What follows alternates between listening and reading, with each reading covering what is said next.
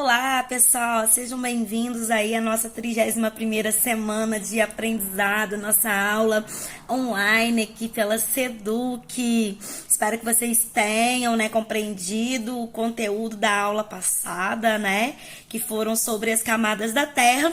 E essa aula de hoje, os conteúdos têm tudo a ver com o da semana passada, Lembram semana passada que nós falamos que o nosso planeta possui 3 camadas, A crosta terrestre, o manto e o núcleo, E aí o que a gente vai estudar agora é a crosta terrestre, Só que essa crosta terrestre, ela tem uma interação muito significativa com o manto, Então, o que acontece? O tema da nossa aula é a formação dos continentes. Como se formaram os continentes, Coloquei aí, uma imagem. O que está acontecendo nessa imagem aí? A gente tem os continentes todos juntinhos e depois eles vão o quê? Se separando, Esse continente aí, tá juntinho, a gente deu o nome de Pangeia. A Pangeia foi o primeiro continente, é o supercontinente, E por conta da pressão que o magma, lembra do magma da aula passada, que fica lá no manto, quente, esse magma, ele exerce uma pressão sobre a superfície da crosta terrestre, fazendo com que aconteçam rachaduras, E essas rachaduras, a gente dá o nome de placas tectônicas. Os continentes, eles ficam em cima das placas tectônicas, Tanto a parte continental, essa parte aí que a gente está vendo em marronzinho, como a parte que está debaixo dos oceanos, Essa parte da crosta fica em cima das placas tectônicas. E essas pressões que acontecem no interior do planeta, elas fazem com que as placas se movimentem. Por isso que nós tivemos a ruptura desse continente aí, que tá aparecendo pra gente aí no nosso fundo de aula, Que era a Pangeia. A Pangeia acabou não aguentando essa pressão e se rompendo, E aí, com o rompimento, da Pangeia, desse primeiro continente, a gente vai ter a fragmentação dela em 2 partes. Uma é a Gondwana e a outra vai ser a Laurásia, E aí, essas 2 partes, elas ainda vão se fragmentar em outras partes, dando origem aí à forma dos continentes, como nós temos aí na atualidade. Esse processo, demorou milhares de anos. E estudando esse processo, houve um cientista, o Wegener, que ele desconfiava, ele tinha uma hipótese de que os continentes eram todos juntos. Mas, para a época, ele não tinha como comprovar isso, Ele tinha algumas pistas, que eram esses encaixes aí entre a América, a África, e os outros continentes, como se eles fossem peças de um quebra-cabeça, que poderiam se juntar. Além dessas evidências, existem as evidências de fósseis, que foram encontrados também.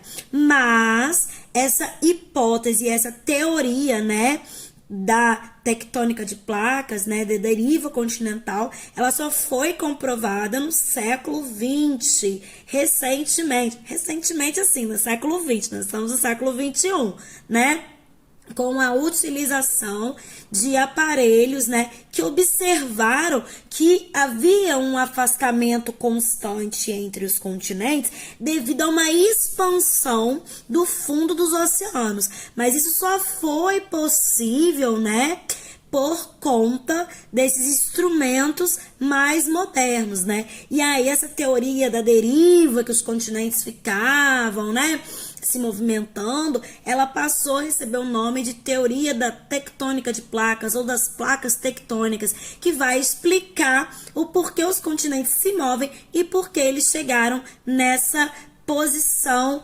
atual aí, que nós temos. E as placas tectônicas, elas fazem movimentos, né?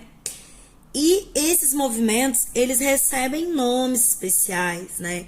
A gente tem aí, eu trouxe aí de fundo de aula, um movimento que é um movimento divergente. Esse movimento é o movimento que eu falei, né? Que os cientistas perceberam que fazia aumentar o fundo do oceano, né?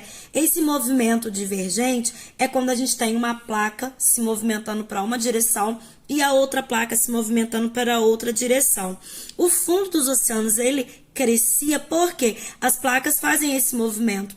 Elas vão para uma direção, a outra vai para outra direção e há o quê? Há um vazamento de magma ali que vai aumentando o assoalho oceânico, vai aumentando a dorsal oceânica, que seria essa rachadura aí, um relevo que vai aumentando, ele vai crescendo por conta da rachadura e desse magma que vai extravasando e aos poucos ele vai se solidificando, formando um novo fundo dos oceanos. A gente também tem um movimento convergente, que é um movimento ao contrário desse, que é aquele movimento de choque entre as placas. Então as placas elas vão se movimentar na mesma direção, indo para a mesma direção, né? E além disso, a gente tem um movimento transformante ou transcorrente ou horizontal, que as placas elas deslizam entre si. Isso tudo aí tá na apostila de vocês, o esquema de movimentação das placas tectônicas. Então foi isso, pessoal. Essa semana, né, nós vimos aí complementando o tema, né, da semana passada, que foram as camadas da Terra. Hoje nós estudamos aí uma parte desse conteúdo, né, que tem a ver com a crosta terrestre, que é uma camada da Terra. A gente viu aí os movimentos que as placas tectônicas fazem. Então a gente viu o que é uma placa tectônica, né, que são essas rachaduras da superfície da Terra, da crosta terrestre. Nós vimos, né, que a crosta, sobre a crosta, né, existem os continentes, também os oceanos, né? Então nós temos a placa continental e uma placa oceânica. Nós vimos o que faz essas placas se movimentarem, que são os movimentos que acontecem no magma, né? Nós aprendemos sobre os tipos de movimento, né? Lembrando que todos esses movimentos, eles podem causar abalos sísmicos, que são os terremotos.